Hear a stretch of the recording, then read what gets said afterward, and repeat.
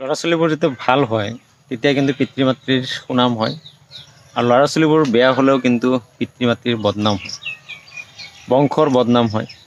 ল'ৰা ছোৱালীবোৰ যেতিয়া ভাল হয়, ল'ৰা ছোৱালীবোৰ যেতিয়া উচ্চ শিক্ষিত হৈ সমাজত যেতিয়া মানুহৰ লগত ভালভাৱে সুন্দৰভাৱে উঠা বহা কৰে, কৰ্মথলীত সুনাম অৰ্জন কৰি সমাজক দেশক আগুৱাই লৈ যায়, তেতিয়া কিন্তু বংশৰ লগতে পিতৃ মাতৃৰ জ্যেষ্ঠজনৰ গাঁৱৰ বিভিন্ন মানুহৰ কিন্তু সুনাম কঢ়িয়াবলৈ সক্ষম হয়। কিন্তু একে ধৰণৰে যেতিয়া ল'ৰা বা ছোৱালীবিলাক যেতিয়া বেয়া হয়, তেতিয়া বংশৰ লগতে পিতৃ মাতৃৰ সমাজৰ নাক কাণ কিন্তু কাটা যায়। সমাজৰ বদনাম হয়, বংশৰ বদনাম হয়, পিতৃ মাতৃ কিন্তু বদনাম হয়। কিন্তু আচলতে আমি সন্তানৰ দ্বাৰা সমাজৰ যাতে কোনো ধৰণৰ বদনাম নহয়, সমাজৰ যাতে কোনো ধৰণৰ ক্ষতি নহয়, পিতৃ মাতৃ যাতে কোনো ধৰণৰ বদনাম নহয়, বংশৰ যাতে কোনো ধৰণৰ বদনাম নহয়, তাৰ কাৰণে কিন্তু প্ৰত্যেকগৰাকী পিতৃ মাতৃয়ে নিজৰ ল'ৰা ছোৱালীবোৰক সংস্কাৰ কৰি তুলিবৰ কাৰণে চেষ্টা কৰিব লাগে, এটি আদৰ্শ দিবৰ কাৰণে চেষ্টা কৰিব লাগে। পুৰত বাহক যেনেকৈ আমি গঢ় দিব নোৱাৰোঁ, পুৰত বাঁহৰ এই জেকনিডালক এতিয়া গঢ় দিব হ'লে ভাঙি যাব, ঠিক তেনেকুৱা পৰিয়ালত থকা ল'ৰা ছোৱালীবোৰ শৈশৱকাল, কৈশোৰকাল, যৌৱনকাল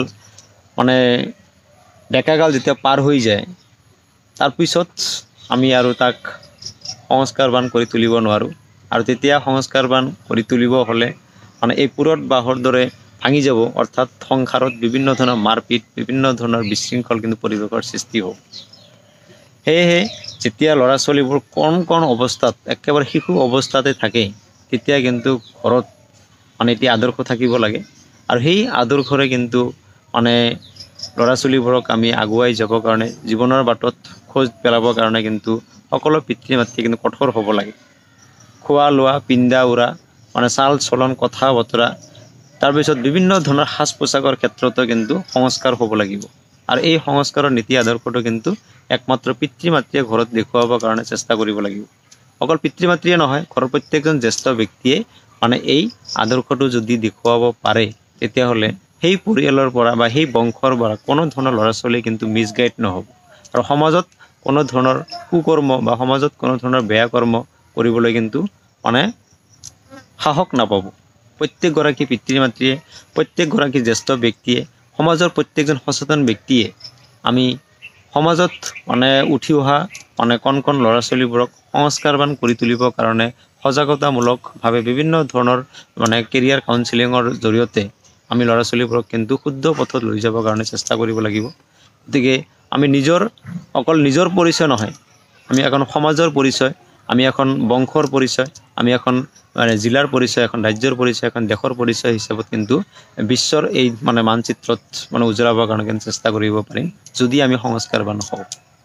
যদি আমাৰ ভিতৰত নীতি আদৰ্শ থাকে আৰু সেই নীতি আদৰ্শ আগত ৰাখি যদি আমি নিজৰ জীৱনটোক শুদ্ধ পথত আগুৱাই লৈ আমি নিজৰ কেৰিয়াৰটোক শীৰ্ষ স্থানত লৈ যাব পাৰোঁ, তেতিয়াহ'লে কেৱল সমাজৰে নহয়, কেৱল বংশৰে নহয়, কেৱল পৰিয়ালৰে নহয়, আমাৰ ৰাজ্যৰ লগতে দেশৰো কিন্তু সুনাম অৰ্জন কৰিবলৈ সক্ষম হ'ব পৰা যায়। গতিকে আহকচোন আমি পৰিয়ালৰ প্ৰত্যেকজন কণ ল'ৰা ছোৱালীবোৰক শৈশৱৰ পৰাই আমি এতিয়া সংস্কাৰবান কৰি তুলিবৰ কাৰণে চেষ্টা কৰিব লাগিব।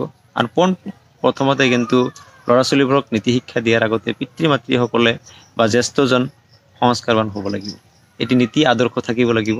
আৰু জীৱনটোক যেতিয়া নীতি আদৰ্শ থাকিব, জীৱনত যেতিয়া নীতি আদৰ্শৰ যেতিয়া প্ৰতিফলন ঘটিব, তেতিয়া কিন্তু সেই পৰিয়ালৰ পৰা সদায় সুসন্তান বা সুযোগ্য সন্তান, সুদক্ষ সন্তানৰ কিন্তু সৃষ্টি হ'ব আৰু সমাজত কিন্তু সেই সন্তানবোৰে কিন্তু বাহ বাহ ল'ব পাৰিব।